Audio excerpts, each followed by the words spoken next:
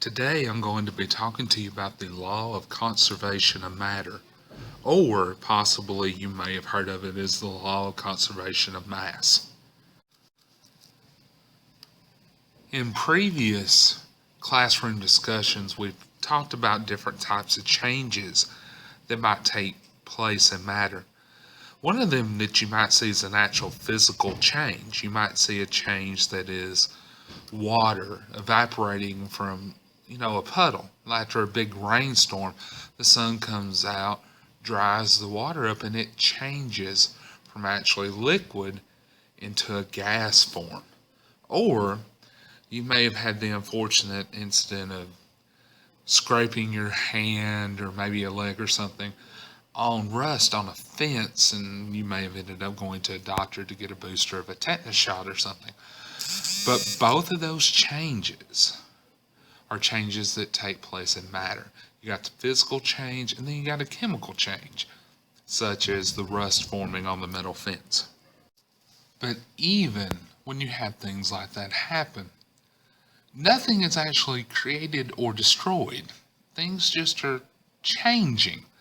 The slide says no matter is created or destroyed by such changes, the total amount of matter remains constant. It's just in a different form. You will see an experiment that shows the conservation of matter.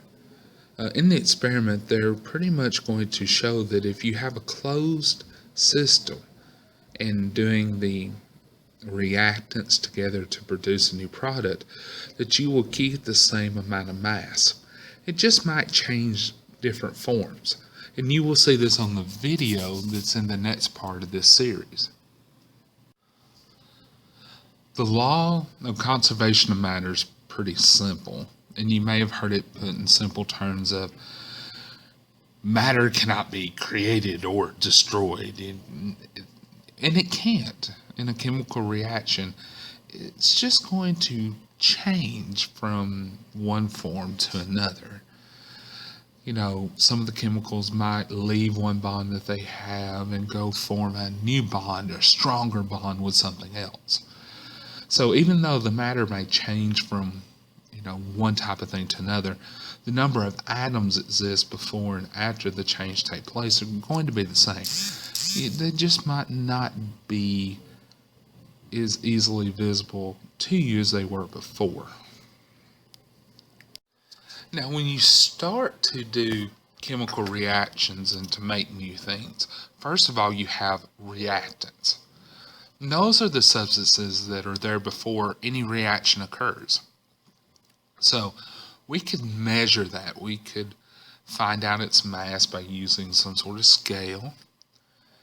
And then once the reactants mix and make the new products, product is the substances that are there after the reaction takes place, the masses are going to be the same as long as we don't allow any of them to possibly escape.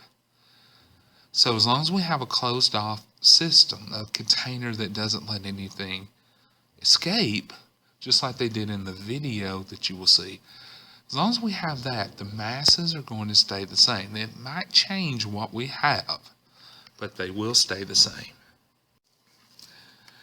Here's an example that we could use. In the drawing there is a flask, and inside the flask is a test tube.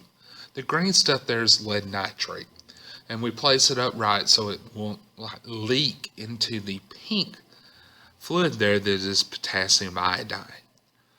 Both of these are reactants. Right now they're not mixing. And we don't have a top on the system either.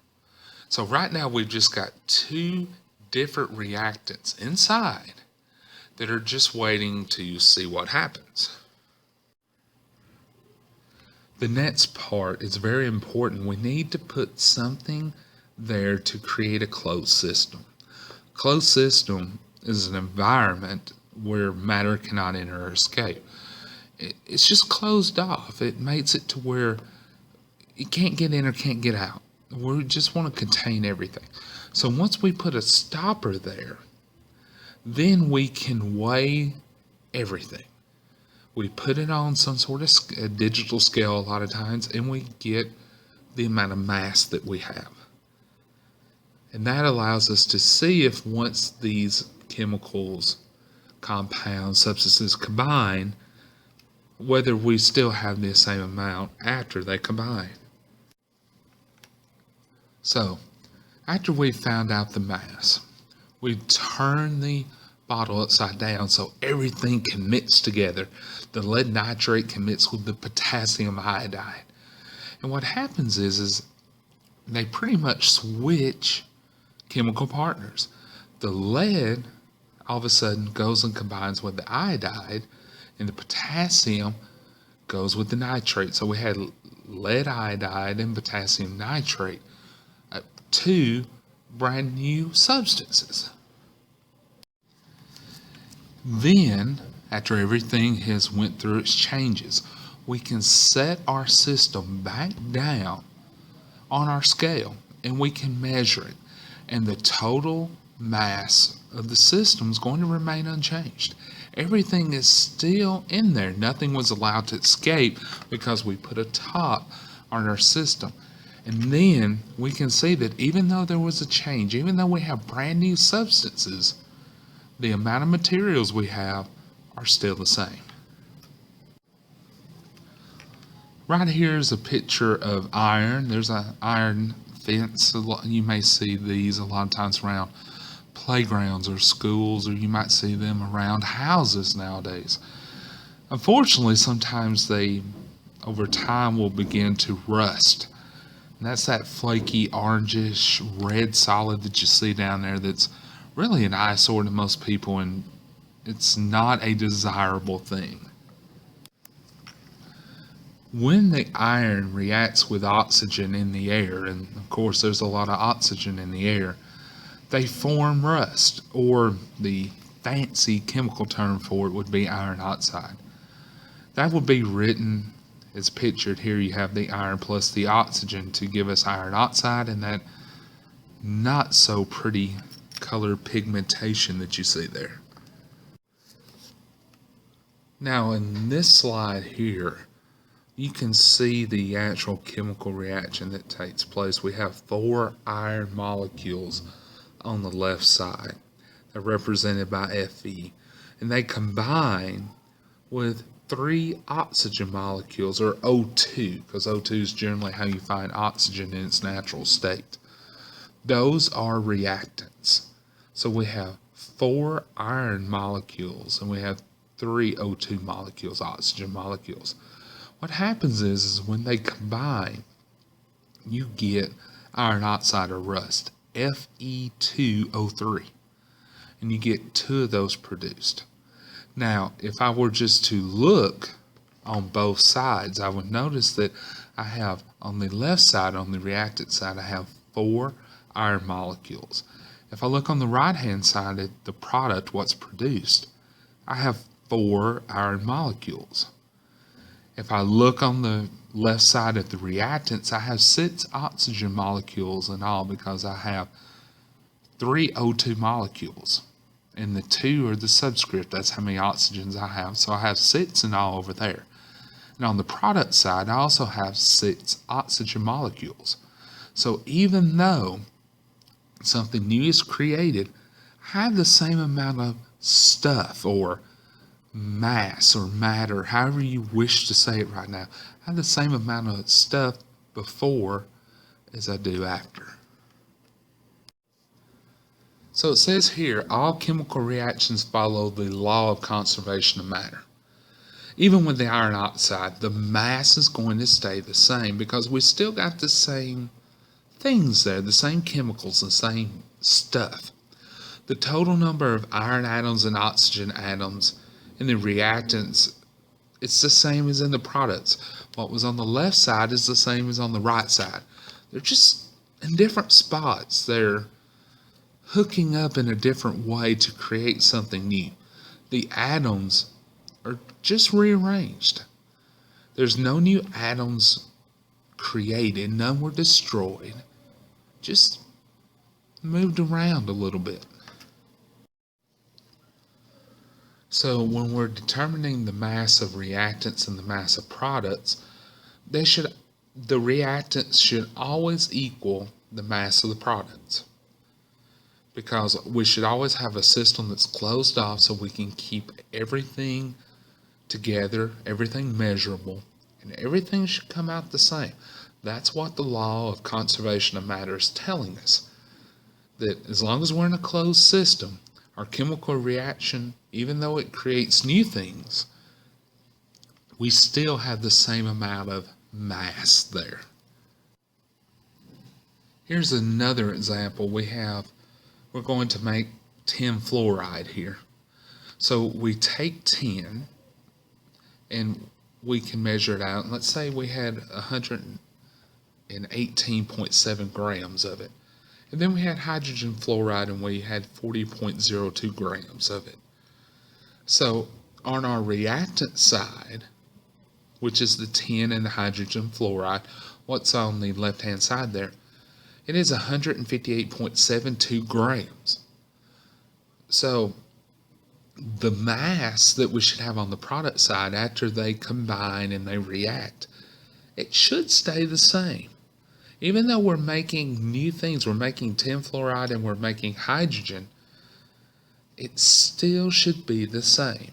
We're just rearranging things. As this shows here, the mass of the reactants was 158.72 grams.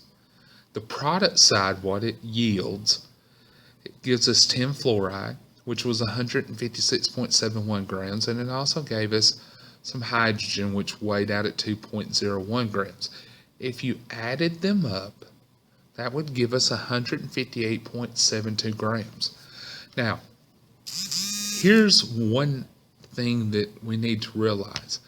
If we know how much reactants we have on the left side, if we know the total mass of the reactants, in this case 158.72, and then on the product side, if we have two things that are being produced, you notice we have tin fluoride here, we have hydrogen.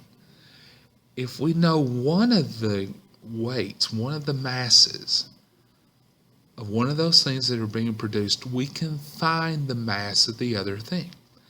For example, if we had 156.71 grams of tin fluoride produced, then we would subtract that from the total mass of the reactants on the left-hand side, the 158.72. When we do that, that tells us how much difference there is in mass. And that will be how much, in this case, how much hydrogen we had left over. So, in this case here, we could have any two of these masses, whether it was the reactant side or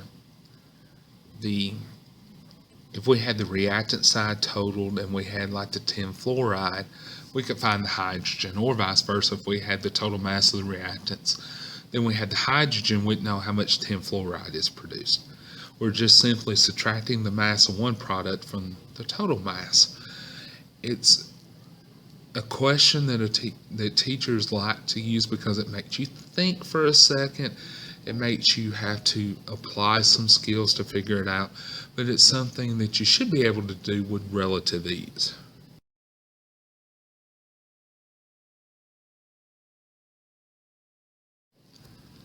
If you have any questions, just make sure that you find somebody who can give you the answers that you're looking for. You can always contact me. I'm on Twitter at the Coach Oliver. Yes, the Coach Oliver, one word.